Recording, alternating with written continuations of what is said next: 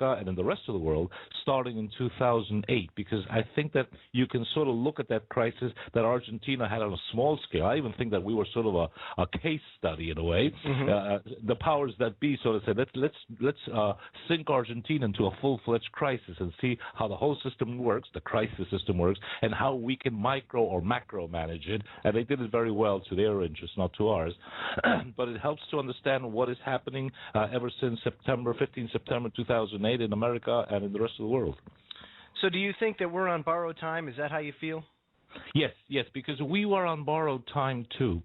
You could tell in 1999, 2000 that Argentina was headed way in the wrong direction, and we had a very stupid president at that time, a guy by the name of De La Rua, and he brought back what the very economy minister that the previous president had, who really was the architect of the whole economic crisis. It was sort of like, Timothy Geithner, Larry Summers, Robert Rubin were the actual architects in the last years of the Clinton administration for everything that then happened the full lack of control of the financial system. And what does Obama do? He brings them back. He brings Timothy Geithner, he brings Robert Rubin, he brings the very architects of the whole crisis back to try and solve it. That's like giving a monkey to take care of a banana shop, so to speak. You can imagine what the result is going to be.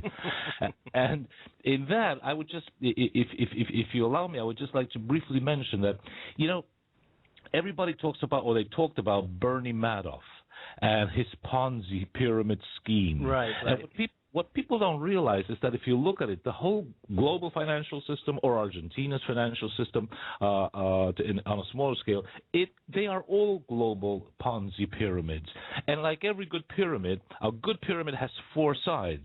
And this system also has four sides. Let me just very, very briefly mention what those four sides. The first side is to control the central bank of a country, put it under private control, not because of any specific direct control from the bankers themselves, but ensure that the central bank, the Federal Reserve in your case, the Argentine Central Bank, will always issue insufficient amounts of money. Now, that's not happening now, but that did happen until 2008, where if you look at the figures of actual dollar bills circulating, you will see that it's really a very small figure, and that brings in the second side of the pyramid. Since people, individuals, companies, governments need to do things and need money, and there's not enough public money, so to speak, the federal dollar bill notes in your wallet to go around, in come the bankers saying, you need money, we'll lend you money. Do everything with banking money. So we'll create it out of nothing through the leverage enabled by the fractional lending system, and we'll charge interest on top of that fake money. It's a great business for them. So that's the second side of the pyramid. The third side of the pyramid is that they seem to have talked everybody into the idea that if you want to do anything, whether as an individual, an organization, or a government, you have to do it on the basis of debt. There's no other way of doing it. So we're all indebted, individuals, corporations, and governments, for trillions upon trillions of dollars the world over. And the obvious question is, if we're all indebted to whom? And that brings the fourth side of the pyramid, which is the ones that we were able to live very, very closely. And that is that this whole system has an internal logic. When it's in the growth mode, they activate channels that will make sure that all those huge profits, whether it be from the derivatives market or from hedge funds or from speculation or from whatever, or the rising stock exchange, that all those profits will go into the hands that they want, the private hands that they want, whether it be CEO bonuses or specific investors or specific banks and so forth. And when the system is about to collapse because it just cannot hold anymore, and they know when the time comes, they will automatically activate new channels, which is to socialize all the losses. And that is exactly what's been happening to America with all these gigantic bailouts with taxpayer money for the banks. And that is what is about to happen now, with the Federal Reserve issuing more and more money. In other words, debasing the U.S. dollar, where not only will the American people pay for that, but the whole world will pay, because the dollar is basically a global currency. John, I know you got questions for Adrian. Why don't you shoot one his way? Yeah, absolutely. Thank you, Joe.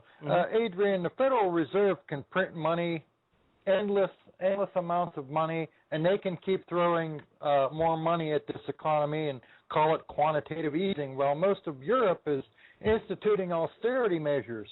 All good things must come to an end. About the absolute maximum that they can throw at this, how long do we have? Do we have 5 years? Do we have 2 years? I can sit here and I can see that we're about ready to hit the proverbial wall. But how far back can it get pushed? Well, John, it would be a bit conceited from my side to say, 4 years, 6 months, and 3 weeks, because it's very difficult to tell the timing on this. I think that the first thing, we have to take this a step at a time, is to understand the mechanism.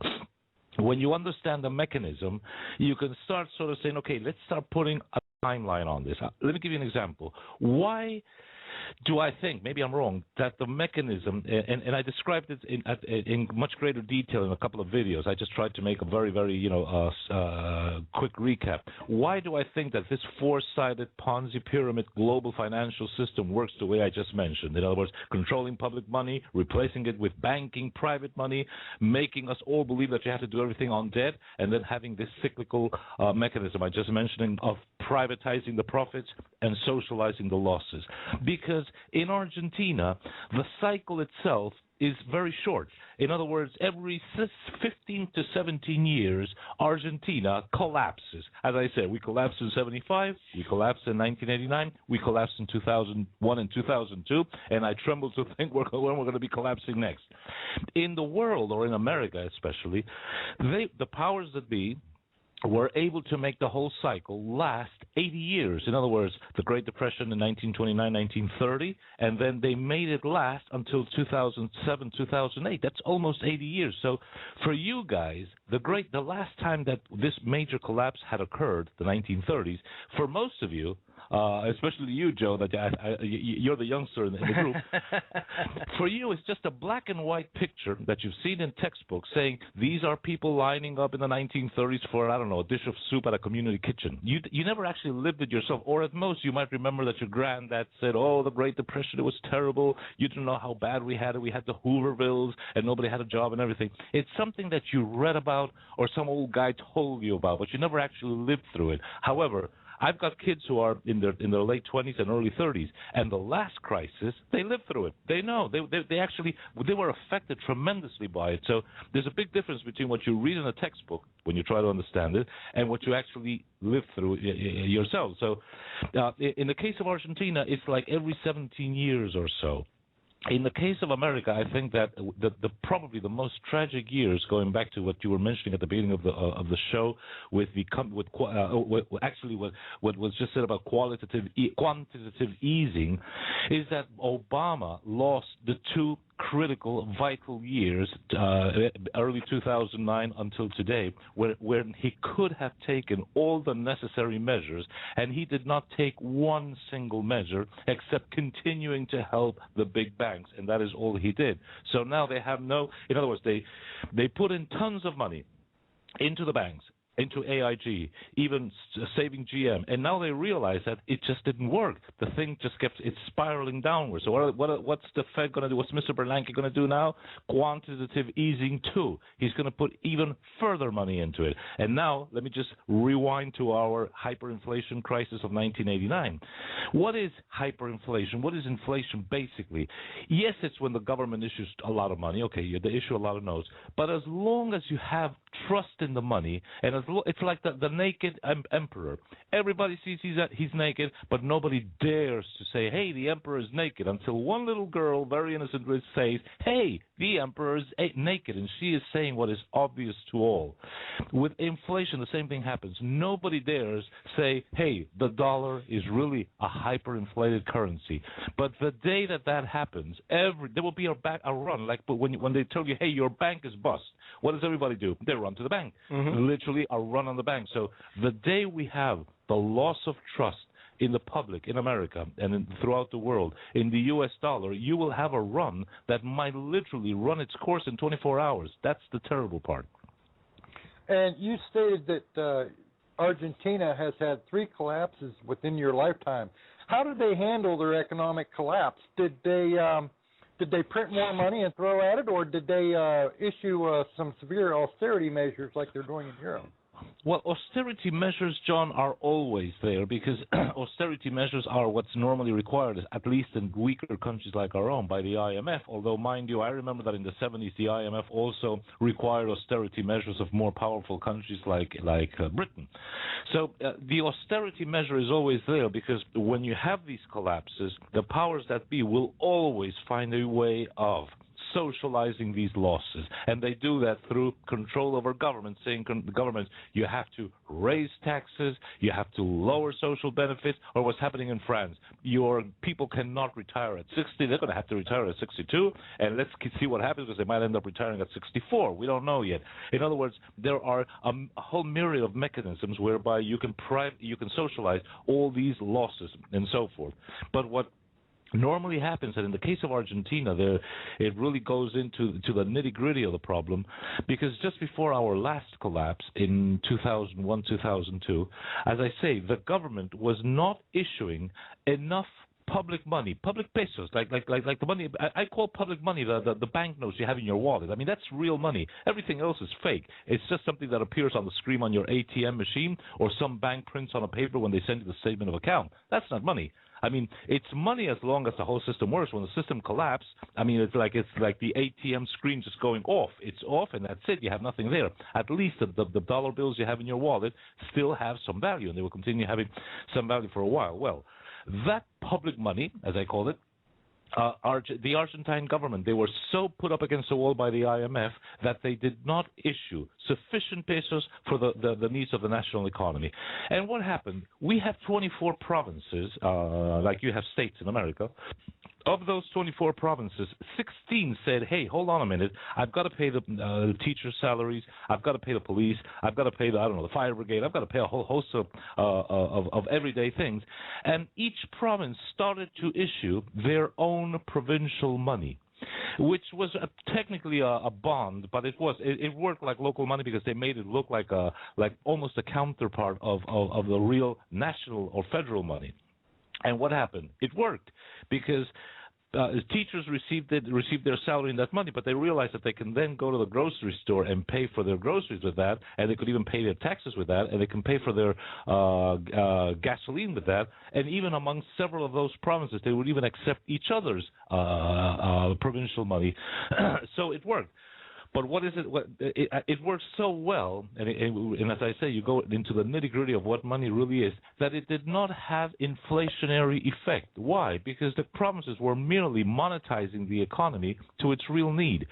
So that it works so well that when we finally did come back to some sort of stability in 2003, one of the first things that the IMF did, and this sort of tells you where the truth lies, one of the first things they did is they told the government, withdraw all those provincial monies, replace them with federal Argentine pesos, and so that those pesos will not be quote-unquote inflationary, you're going to back them with dollars through an $800 million World Bank loan. So what happened? Something that worked wonderfully well with real currency. We withdrew them, replaced them with pesos, and those pesos are now backed with an $800 million loan, which means we have a further debt with the World Bank for $800 million. Ridiculous. That's incredible, isn't it, Griff? And it's so good to hear. That's the beauty of the internet, that here we have Adrian from Argentina telling us about these events as they happen down there, and we're facing it here in the United States, just the beginning of it. But, he was talking about inflation, and, of course, I think I've said it on the show before, we've seen prices start to go up here. Just at Walmart, the average price increase, 77%. Wow. That's significant. That's real significant. Don't you think, Griff? Yes, I have so many questions for you, Adrian. Are you ready? Shoot. Okay. The IMF and World Bank, all of those organizations are private companies. They don't belong to government. How do you define them in your mind? Well, I think that they are. I agree with you. Just like the Federal Reserve Bank is really a private company and so forth. But I think that this all ties in with the engineering that they are doing on a more global level.